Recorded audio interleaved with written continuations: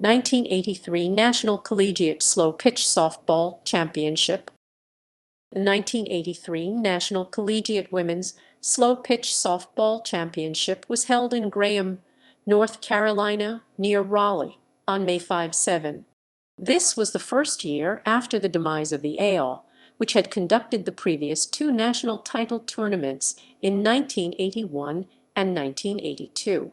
The Amateur Softball Association stepped in to fill the void by organizing the 1983 tournament and another in 1984.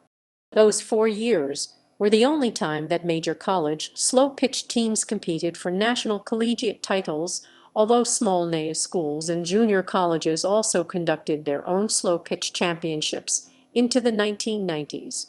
The AL had lost its struggle with the INCAW, which vanquished the Women's Collegiate Athletic Organization after a year of dual crowning of champions in women's sports. Although the INCAW began sponsoring fast-pitch softball in 1982, it opted not to organize slow-pitch teams.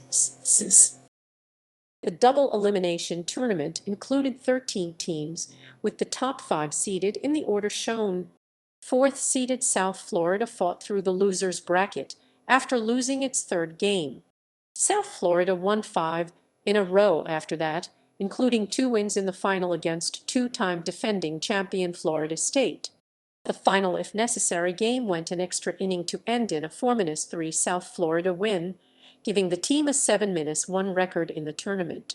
Alan Peterson of South Florida was named the most valuable player of the tournament.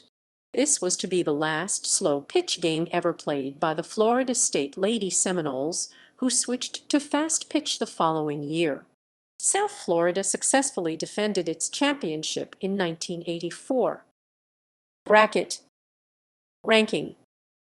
The placings of Capital University, Georgia Southern, North Carolina A&T Northern Kentucky, and West Florida depend on the game results that have not been retrieved.